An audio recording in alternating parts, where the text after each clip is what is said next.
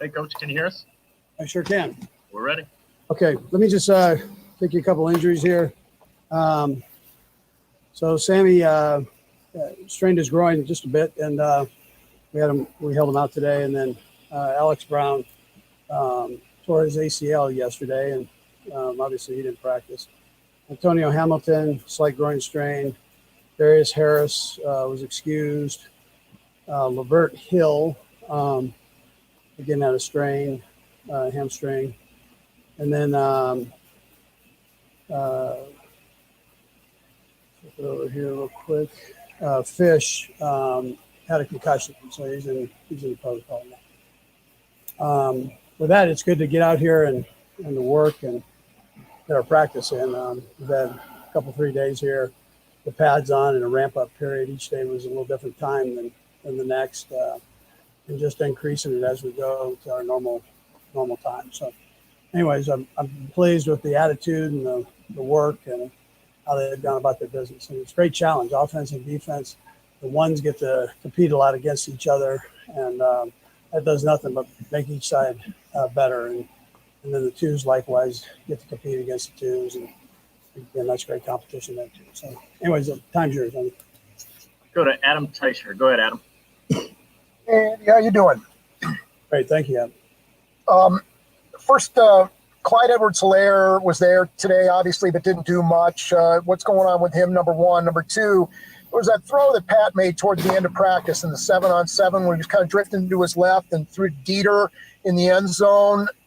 I mean, that's pretty impressive stuff. You still think that way? Do you ever stop and catch yourself going, wow, that's a pretty impressive throw when he does those kinds of things? Or have you seen it enough from him now where you kind of maybe immune to it a little bit? No, I don't. I appreciate the his talents, and I remind the coaches of that often, that just doesn't happen all the time with every quarterback. So, but he makes it look easy and does it time after time. So, but you don't ever get satisfied or complacent with those. You enjoy each one of them. As far as Clyde was a bit dehydrated, so we just held him out a little bit. Let's go to Sam Mellinger. Go ahead, Sam. Hey, Andy. Thanks for the time here. Yes.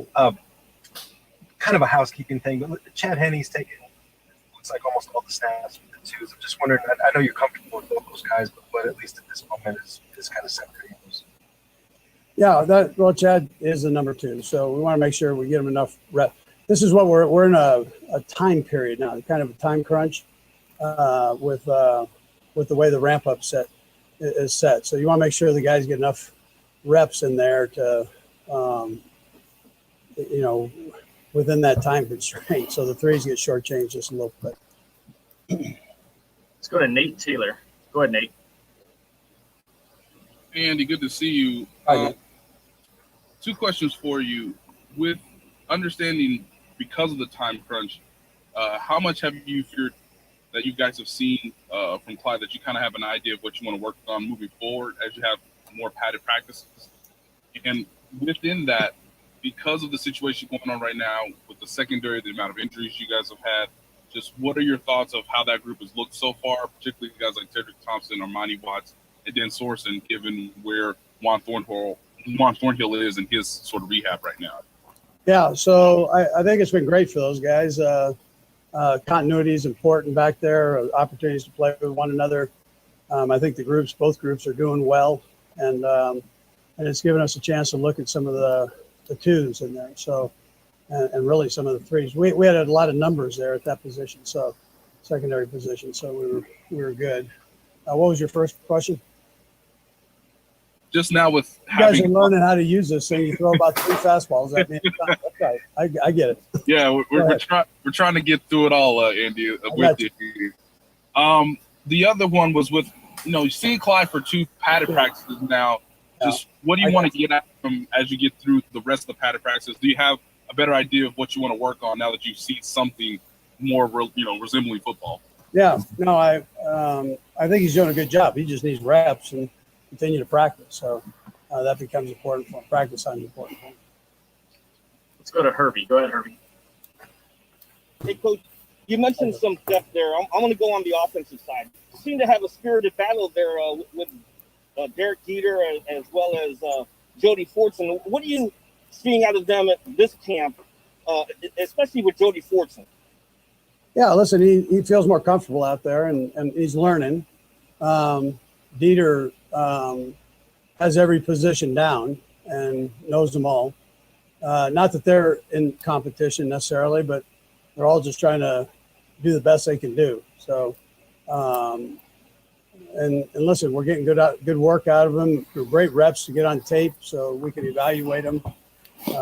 And so Jody, this is new as of last year for him. And we started him off as a tight end, if you remember. And now we've moved him out to wide receiver. So this is every rep, again, is a great rep for him. Let's go to Vahe. Go ahead, Vahe. Hey, Andy.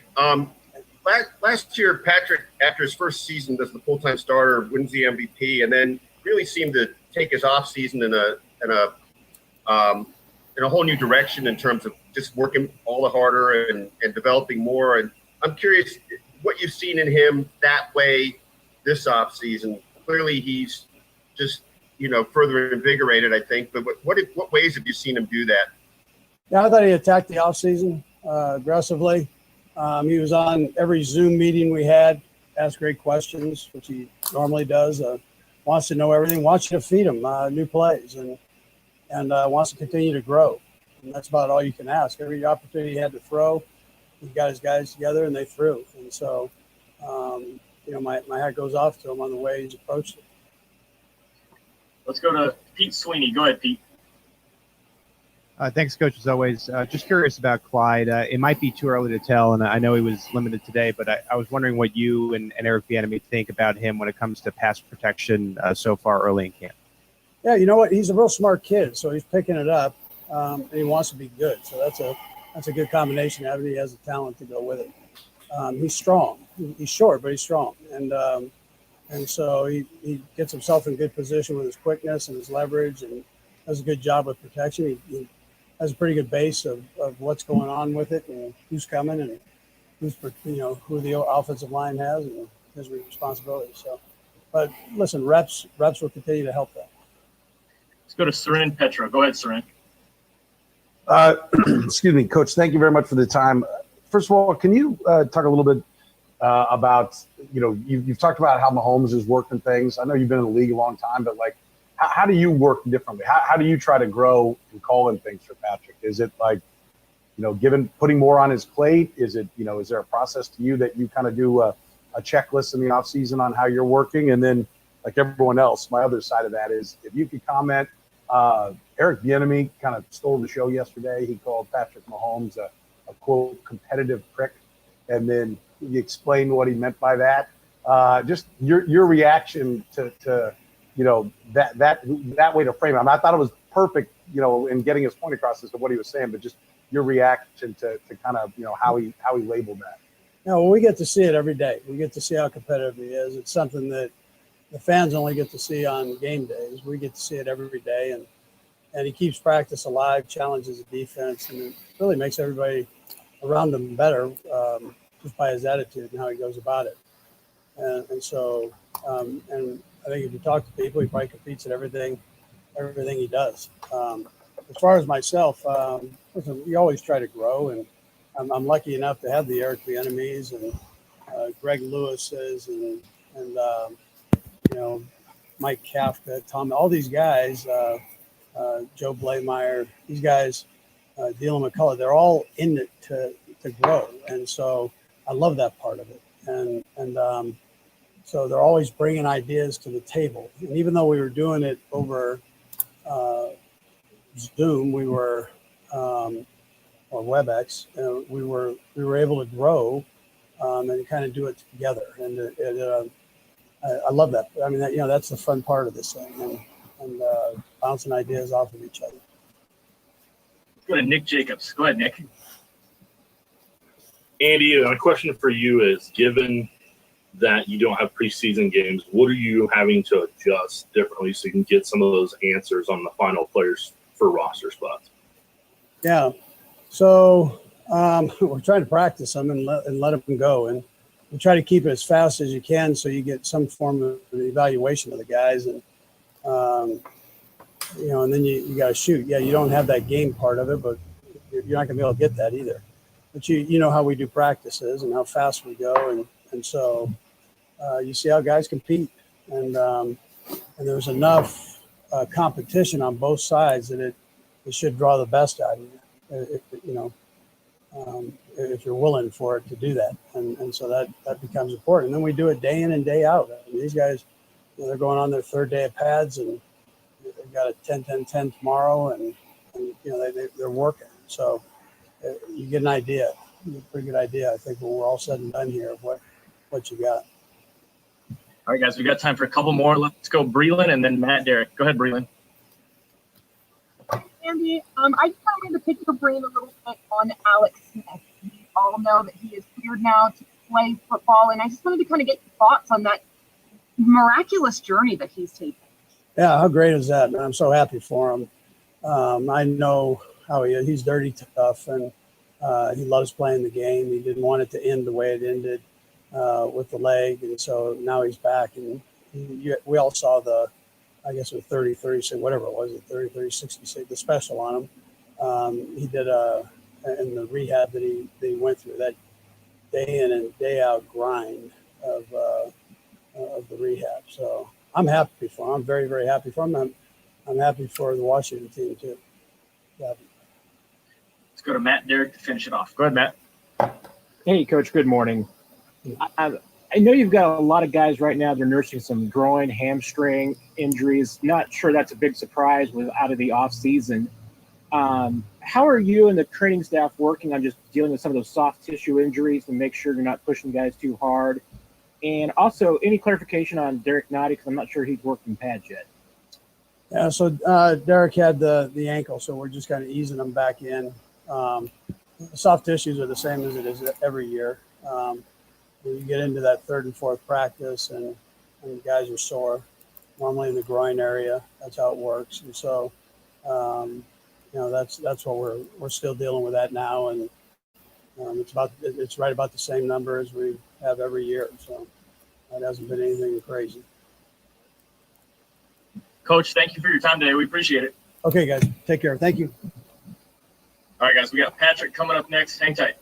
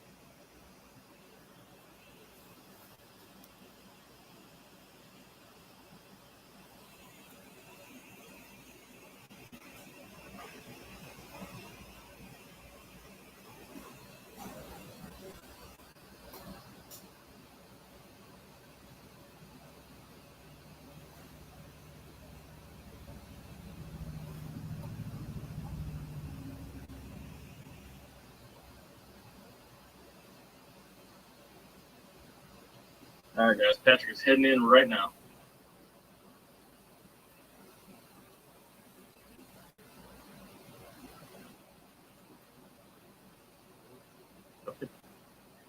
Hey, Patrick, can you hear us okay? I can hear you. Beautiful. All right, let's get started. Let's start with Adam Teicher. Go ahead, Adam. Hey, Pat, how you doing? Doing good. Good. Hey, a couple things. First, a number of impressive throws by you today. I love the one personally, the one you were in the 7-on-7 toward the end of practice when you kind of flipped it to Garrett Dieter. Kind of you were moving to your left, couldn't step in it. You just kind of snapped your wrist. When you just go through the video and you see those kinds of things, you stop to say, wow, that was pretty cool, or you just kind of, are you kind of immune to those things now? Number one. Number two, Alex Smith, as you know, has been cleared to practice again. What that kind of means to you to see him back and playing football again? Yeah, to answer your first question, I think the great thing about training camp practices and practices with Coach Reid is he allows me to try those different things. And as you kind of seen camp go, there's been times where I've made some of these throws and they've worked out and we scored touchdowns. And then I threw one day and it was like an easy interception. So he lets you try those different things. And you just learn from them, see what you can and can't do. And it helps me to be in the game. When I get there, I know what I can do and what I can't. And then the second part of your question, I mean, Alex, it's an amazing thing. I talked to Alex. I texted Alex before the season, got going before training camp got going. Him just being there and being able to get cleared by his doctors, and then now getting cleared by the Washington's doctors, and being able to go out there and be able to perform. It just shows the grit that he has. And, I mean, he's someone that helped me out a ton in my career, and he's always persevered, and I just expect him to keep persevering as his career goes on. Let's go to Herbie. Go ahead, Herbie. Hey, Patrick, 2 questions here for you. Your impression so far of Clyde Edwards-Helaire as he's gone through 2 padded practices, obviously he was limited today, but how much did working with him during the summer help him develop into what you're seeing now? And then lastly, Eric Bieniemy yesterday said that you were a, quote, competitive prick, end quote, obviously in a good way. But what was your reaction when you heard ED call you that? Yeah, well, the first part of your question, I mean, Clyde, I think, has done a great job in the reps that he has gotten. I mean, he stepped in, he's learned the offense. He's not making a lot of mistakes. He's playing fast, and he has an incredible vision. I think that's what's been the biggest thing so far. The way he's able to run the ball, find the lanes to run in, and catch out the backfield and get upfield and make plays happen. For him to be able to do that so early, it's a great sign, and he'll keep getting better and better. And then the second part with EB, I mean, it's just kind of in our nature, I think, not even just me and EB's name. We love to compete. We're fiery. We love to go out there every single rep. We act like it's the last rep that we have to win. And I think when you have a lot of guys on the team that are like that, it's when you get the best on Sunday. So I'm going to go out there and compete every single rep, and I'm going to have that fire every single time. Go to James Palmer. Go ahead, James. Hey, Patrick, curious what your take is. A lot of people around the league say you kind of want your pass catchers to be almost like a basketball team, with a variety of kind of sizes and talents. How do you feel your group fits that? And do you kind of like that moniker from the quarterback spot, that it's set up, it can be set up like that? I think the thing that I've learned in my short career so far in the NFL is you can have all types of different types of weapons as long as you're utilizing their skill sets and maximizing those every single day. I think that it can be the basketball team. You can have the big receivers making the plays over the top. You could have the small receivers doing the stuff in the slot. But I think you see with our team, it's a lot of different guys that can do a lot of different things. And so when you have a team like we have, it's hard for defense to nail exactly what we're doing, exactly who's running which routes, because every single person can do every single route. And I think that's what makes our offense go and makes us every single week be able to be variable and change and really be able to execute and have high success. Let's go to Vahe. Go ahead, Vahe. Hey, Patrick. Just going back to that point you just made about having that fire, you won the MVP your first season as a full-time starter, and then you guys win the Super Bowl. What's prompting that? How do you still feel that you've had so much achievement early? Where does that come from? Yeah, I think that's just the love of the game. I think when you play this sport, the best thing about it is you get to start over every single year. Every single year, no matter if you won the Super Bowl the last year, no matter if you lost an AFC Championship game, no matter if you didn't make the playoffs, you get a clean slate. You get to go out there and compete every single year. And you have to have the passion and the mindset that you're going to go out there every single day and execute every single rep, so you can go out there and be on top again and be able to have those parades, be able to enjoy it with your teammates and your family and your friends. And once that you enjoy it, you come back and do it again the next year. Let's go to Pete Sweeney. Go ahead, Pete. Pat, yesterday would have been the first preseason game. Typically, Andy would have given you a series or two and then ramped you up from there. I was curious, what do you think you might be missing without having those dress rehearsals? And then how do you plan to maybe make up for that and be ready for the Thursday night opener? Yeah, I think the only thing that I think that you're missing is it's not me not getting hit. So it's not getting that first tackle out of the way of the season and getting up and having to go through the reps again and making plays happen. But other than that, I think our practice, how we run practices, we have the Honey Badger over there yelling and screaming and firing around, flying around the field. Frank Clark doing the same, Chris Jones. We're going the best against the best right here at our practices. And I promise you, we're going hard every single rep. There's a lot of fire, a lot of passion on that field. So other than me personally not getting tackled that first tackle out of the way, I feel like I'm getting just as what I would be getting in the preseason game. Let's go to Sam Mellinger. Go ahead, Sam.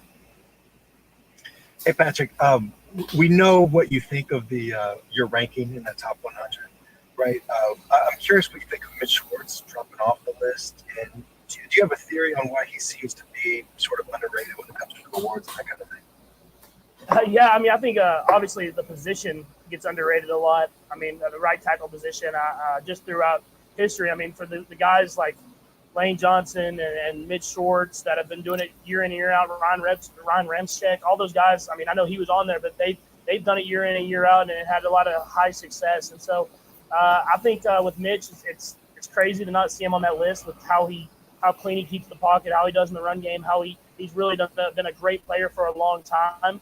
But I think we understand as a group that we're going to go out there, and when you win Super Bowls, when you do these different type of things, everybody's going to get the recognition that they're going to get after their career is over. And I think that's what you'll see with Mitch is once his career is over and you look back on it, you'll see how great of a player he's been from beginning to the end of it.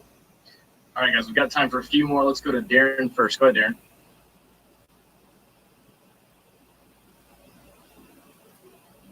Darren. Patrick, good morning to you. First off, what challenges does it pose for your offense to come up with new plays that your opponents haven't seen since you returned everyone on offense, save for Clyde? And then second, I'll be speaking with your dad a little bit later on the show. What made you decide on the gift that you got him for his birthday, and how shocked was it that when he received it? Yeah, so the first part, I mean, I think when you have Coach Reid and these offensive coaches that we have, there's no shortage of plays. I mean, they're coming up with different plays every single day. And, we're trying out everything. I think that's the best thing about training camp, the best thing about going against our defense, which is so multiple, is we're getting a lot of different looks against a lot of different plays that we haven't ran before. And so I think that's great about training camp is we're going to keep trying these plays, and if it works, we're going to put it in. If it doesn't work, we might push it to the side and try it again later on. And then with my dad, I ended up getting him the car, the Escalade, and it's just a car that he had whenever I was young and he was in the MLB. I remember him having the black Escalade, so I ended up giving him one for his birthday. Let's go to Harold. Go ahead, Harold. Hey, Patrick, hope you're doing well. That's a nice gift you're giving them. Two quick questions, one on, one off the field. When it comes on the field, have you learned anything differently from the receivers that they kind of want to do different going into this season when it comes to building rhythm on the field and getting that on the practice field? And then off the field, I want to ask you about Travis Kelce. His foundation and what he's doing and buying that building for inner city kids. I know you've done it. Tyreek's done it. Just what is all your conversations, guys, going to try to better the Kansas City community? Yeah, to ask your first question one more time for me real quick. Oh, just what have you learned differently from receivers, if anything, trying to build a rhythm on the field and getting things going? Yeah, the first question, I think the best thing, kind of like I've been saying in training camp, is we try out a lot of different things. I think when you get those routes on air, and you get those one-on-one drills, and then when you get the reps in practice, you see how guys are running routes, how we're trying different stuff, and then we go to the sideline after and we talk about those routes, why they did this, what I was thinking, what they were thinking, and we try to get on the same page in order to, when we get in the game, we know exactly what each other's thinking, and we can really go out there and execute at a high level. And I think that how Coach Reid runs practice sets up perfect for that. And then the second part, I mean, it was awesome to see what Travis did with that building, with the Operation Breakthrough. It's crazy because I remember over a year ago he was talking about trying to buy that building. He was talking about the plan of doing that, and to see it finally go through. Obviously, he earned the contract, got the contract, and then his first thing was to make sure that he did the thing that he'd been planning on for over a year. It just shows how much he's put into this community that has given him so much. And then I feel like throughout our entire team, we try to do the same. And I think when you have leaders that do that, it brings everybody else with us. And I think Kansas City, the Chiefs have had a great history of giving back to the Kansas City community, and we're going to try to keep that going. Let's go with Nate Taylor for the last one. Go ahead, Nate. Patrick, thanks again for this. You mentioned earlier the idea of experimentation. And one thing that I've sort of noticed you doing early in practice is sort of doing a forward pitch in some passes. Just how much of that has been part of your experimentation, and how much of that do you just enjoy year after year trying to find something new that you can sort of use to the benefit of the team because Andy gives you that freedom to do it in practice? Yeah, I mean, I don't want to give away all my secrets, but I mean, yeah, it's stuff that I work on and stuff that we do. I mean, I try to find ways to get the ball to the receivers, tight ends, whoever, running backs, whoever it is, the quickest way possible. And the pitch was one thing that we had kind of worked on, stuff like that. I think I saw either Brett Favre or Aaron Rodgers do it in one of the games. I was watching one of those throwback games, and so with the Green Bay Packers. And so I try to look at what guys have done before me. I know I've looked at guys like Dan Marino and how he had success. And then I look at the guys that are playing around the league with Deshaun Watson and Lamar and Dak Prescott, all these guys that are having success, and I try to find what they do, and then I try to take it out and put it into my game, and so I can be a better player every single time I step on the field. Patrick, we appreciate the time today. Thank you. Thank you. All right, guys, hang tight, and I believe we've got Breeland coming up next, but stay tuned.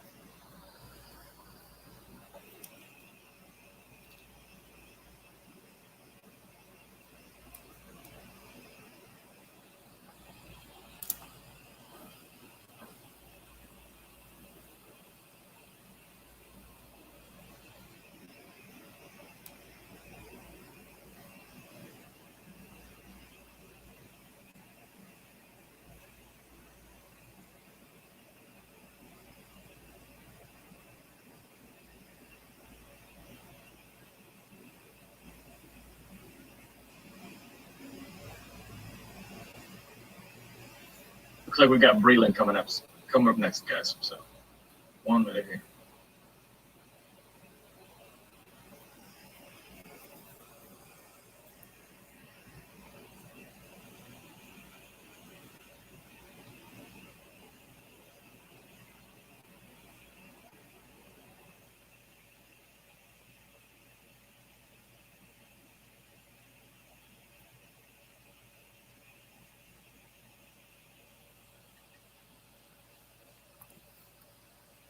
Hey, Breeland, can you hear us okay?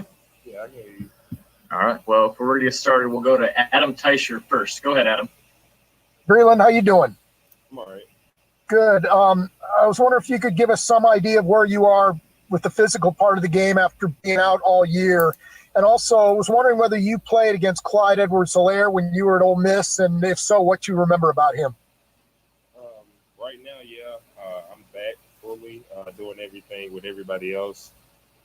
So I'm pretty much just out there like the rest of the guys. And also, I don't think I got a chance to play against Helaire. I played against Fournette guys, Darrell Williams. So those are pretty much the running backs I saw. Let's go to Breeland Moore. Go ahead, Breeland. Nice to meet you. Just building off of Adam's question, how do you feel out there, and are you finding any challenges because you were away for so long, and then on top of that, you also lost the spring? I'm feeling pretty good out here, just trying to get back adjusted to the game. Like you hit on, I've been away from the game for about a year now, so just trying to get reacclimated to all of the things, get those little small keys down, just trying to work on being a better player right now, making sure I got the calls and everything is done the right way. Let's go to Sam McDowell. Go ahead, Sam. Hey, Breeland, how much urgency is there to take a step forward this year with the way last year obviously you set it out? I mean, how much urgency are you feeling in camp right now? Not so much urgency, just want to get back and do everything the right way. Make sure I, like I said, hit on just making sure I got the calls and stuff down. I feel like playing the game and with time, all of that is going to start coming back to me. So right now, it's not more so of an urgent thing, just more so of a just learning thing and taking things as they go. Go to Pete Sweeney. Go ahead, Pete. Hey, Breeland, thanks for taking some time with us. I was curious for your conversations as you return here with Brendan Daly, and he seems like a very intense guy, very engaged with all you guys. I was wondering what he's challenged you with this training camp and how those conversations have gone. They've been good. Just basically just come to work every day. Make sure you're doing the things you need to do. Make sure you got the playbook down. Not too much, not too much extra stuff. Just making sure he wants me to be the player that he knows I can be and just go on and progress.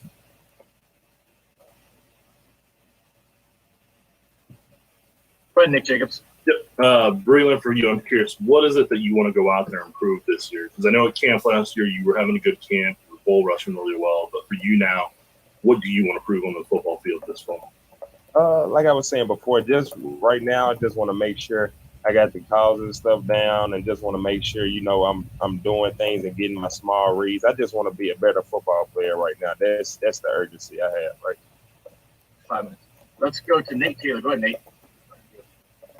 Good to see you, Breeland. I just wondered, since this is your first major injury as a professional, what you learned about yourself, not being a part of the game, not being a part of the team all of last year. And secondly, as you trained and got ready for this next opportunity, did you change your training regimen? Just kind of walk us through the steps of what your rehab looked like and what you wanted to get most out of training before you arrived for training camp. Okay, yeah. So basically just can you repeat your first question? Yeah, sorry about that. Because this was your first major injury, just what did you learn about yourself not being in the game? This is actually my first major injury ever. So I just learned a lot about myself. Of course, guys go through different things. It was just a constant build back to want to get back. It was my first time being hurt. So, of course, it hurt not being out there with the guys, not being in the locker room with the fellas, not being able to chop it up with everyone. And that just motivated me to want to work harder and get back in this offseason. I basically went back to doing what I used to do. I got with my old trainer from like 7th grade, and we basically hit it like we used to back then, and basically wind up losing a lot of weight from it. So I say I had a pretty good offseason. Go to Seren Petra. Go ahead, Seren. Breeland, can you take us back through like when they said, "Hey, play linebacker," right? Like when you came in and you had to be a stand-up linebacker, and then getting the news that you were going to go back to what, at least as an outsider, seemed like a more familiar position. And I'm curious, is there anything you took away from that time, playing outside and playing linebacker and having those responsibilities that you think is going to help you with your hand back on the ground? I think all in all, they're one and the same. And basically, we have drops in the 4-3, just like we have drops in the 3-4. So it's all the same. Just like I was talking about earlier, that time and getting my timing back right as far as coming off the edge. I know outside backer helped me a lot with that. So just probably going back to those things for my rookie year as far as pass rush is concerned. And I say playing outside backer is helping a lot for what I'm doing right now. Let's go to the final two. We'll go Darren and Sam. Go ahead, Darren. Hey, Breeland, quick question for you. Obviously, with you setting out the year last year, this will be your first time back. I believe you still get a Super Bowl ring. But with that being said, one, did you get a chance to kind of talk with Chris Jones and some of your defensive players to kind of get you in the right mind frame, during this time that you were out? And then also, how motivated are you to perform at a high level to feel like you are contributing this year to the team's success? I talked to a lot of the guys, Frank, Chris, they were just motivating me, telling me we need you back. Whenever you get back, we're going to be here. It was just real good. Well, I'm just happy they did that for me. And also this year, I got a big urgency to want to get back and want to be a part. Like you said, I got a ring, but kind of don't feel like I was a part, but I am. But now it's kind of like a thing where I just want to go out there and put my little 2 cents in, I guess. Let's go to Sam for the last one. Go ahead, Sam. Breeland, just wanted to follow up on something you said, which was the trainer that you've had since 2nd grade. Is that somebody you've consistently been seeing, or did something prompt you to want to go back to that guy? And what exactly did you guys do this offseason to lose the weight? We ran a lot, and it's 7th grade, not 2nd. But Yeah, that's basically what we did. We ran a lot, did a lot of tour days. Just changed up the mindset this off season. Just went back to, I guess, what got me right in the beginning, or what I've been used to growing up, which I know works. I just went back to that, and and it helped a lot. Breeland, we appreciate the time today. Thank you. Thank you. All right, guys. I believe we have Clyde coming up next, so hang tight.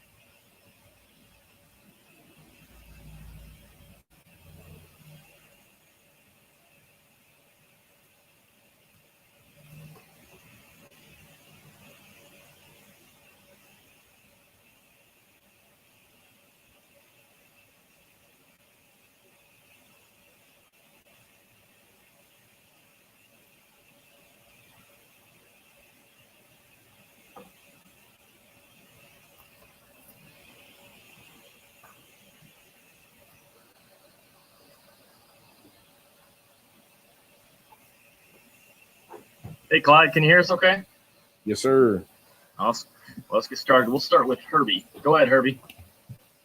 Hey, Clyde, two quick questions here for you. I'm curious for number one, how does a guy from Louisiana get dehydrated? and second, how has camp gone for you? Obviously, you were limited today, but like the past two practices and pads, how fast is it going for you? Is it slowing down for you? And how beneficial was it for you to work out with Patrick during this offseason?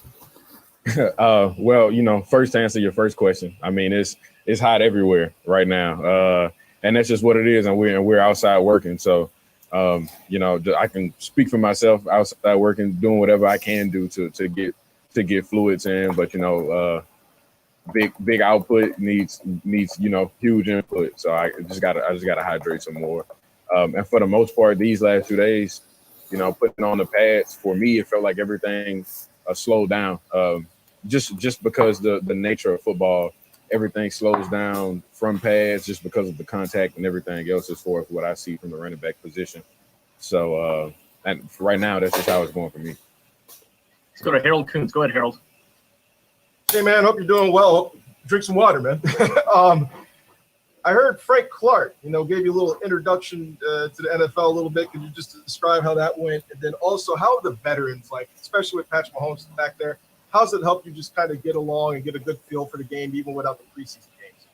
Yeah. So the thing with Frank, I mean, it was 7-on-7. Frank ended up dropping back from his end position. I caught a ball in the flat, got up the sideline. Frank hit me on the sideline. I mean, nobody hit the ground. So for the most part, I mean, I'm good. I played the next play, and it is what it is. It's a hit. So, and then what was your next question afterwards?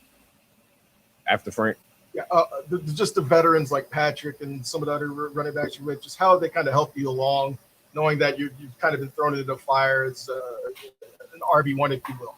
Yeah. So I mean, for me, the guy that I've always looked up to was Darryl. He was in my room at LSU, and he's also in the room with me now, and he's been in this offense. So as far as anybody that I turn to initially, it's always Darryl. And then whenever I need those, when he's not around and I need those pickups from, anybody from Sammy to Trav to Pat, even Fish on the O-line, just everybody. They understand. I mean, everybody's been a rookie before, and they understand what's going on, and everybody's here for me, and everybody's here for the team. As long as I go out there, do what I need to do, and they feel like I'm calm and we're all executing, then the ball's rolling. Steve Walls. Go ahead, Steve. Hey, Clyde, how's it going, man? What's up? How you doing? All right. You told us before that Andy's playbooks looked easy. Now that it's all been thrown at you full speed, do you still have the same feeling, and how quickly are you picking up everything? As far as the concepts and everything, the biggest thing is understanding football. If you can understand football and understand positions and placement, you understand that where you need to be as far as a player and in certain plays. The biggest thing is language. You pick up, and once you pick up language, everything else just kind of falls into place. So as for if everybody seemed like it was disrespectful for me to say easy. So I would say it's a playbook. It's an NFL playbook, and as long as you do the things that you need to do as far as studying and looking through it, it's not as complicated. Let's go to Seren Petra. Go ahead, Seren. Clyde, tell me, when you get the word on Damian Williams, and that comes around, like, just what goes through your mind? Like, what did you have? Like, because obviously it looked like it was going to be one kind of indoctrination to the NFL, and then now it is. I heard, the last question you just called RB1. Like, what all went through your mind, and what kind of pressures did that put on you, and did anybody reach out to you? As soon as I heard the news, I didn't have Damian's phone number or anything, but I wanted to get his phone number from Breeland and send him the text, because obviously, I mean, if a guy chooses that route, it's more than what meets the eye. So, and then initially from that point, I mean, I've always been a guy that felt like I just needed to be 100% tuned in from the beginning, and then I didn't have to flip a switch and feel like, oh, this is now the time. I mean, since the day I was drafted, I felt like get this playbook, start rolling, and do my job. It was never really like a shell-shocking moment for me. So for the most part, I just wanted to come in and work and do my job, do my 111th, and I'll find my way on the field. All right, guys, we've got time for a couple more. Let's go to Nick Jacobs first. Go ahead, Nick. Yeah, Clyde, for you, I'm curious, from your time at LSU, do you feel like that kind of prepared you for the tempo you've seen in practice, or has it been a little bit of an adjustment? Oh, yeah, no doubt. Leaving LSU, having, 3-hour practices, and just having the whole tempo of everything. I mean, freshman year, having, across from like Devin White and Orton Key, having NFL-type caliber players on the defensive side of the ball, and everything is pretty much live. It tends to just be fast, and that's just what it is. So, as far as coming here and making an adjustment, it was no real speed adjustment. The biggest adjustment is just understanding what you have to do and just how minute the details are, just being a professional. Go to Nate Taylor for the last one. Go ahead, Nate. Hello, Clyde. 2 questions for you. Both Patrick and Eric Bieniemy have mentioned your vision in terms of what you've been able to do so far in the 2 practices that you've had in the past. Understanding the playbook, just what does your vision sort of give you an advantage in terms of either seeing the whole develop or adjusting in mid-play? And then secondly, playing with Joe Burrow last year, the Heisman Trophy winner, I'm sure you saw some impressive things in practice with him. What's it like going from that to seeing Patrick Mahomes and sort of the things and the tricks and the sort of the experimentation that he can do with the throw that you don't necessarily see on a traditional quarterback? Yeah, to answer your first question, vision-wise, I mean, I was told at an early age, might have been 6 or 7, the one thing you can't teach is eyes. And I can't sit here and say, oh, this is what makes me different, or this is what makes everybody, every set of eyes sees things differently. So as far as what I see when I'm running the ball, the things that I see in a route, that's just kind of my mind doing its own thing and making its adjustments just off of leverage and understanding the concept of the play call. So for that's kind of that kind of answers that one. And then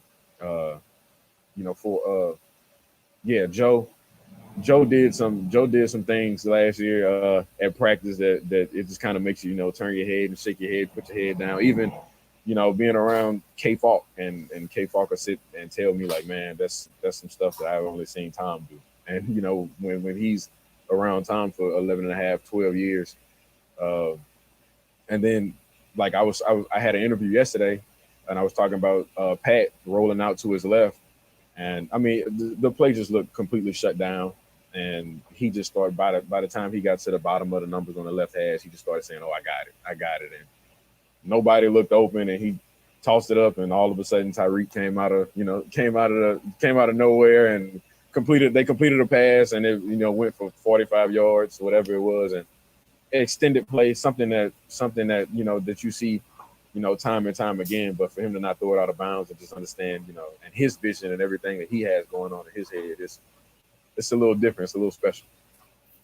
Clyde, we appreciate you. Thank you, sir. Yes, sir. No problem. All right, guys, that is it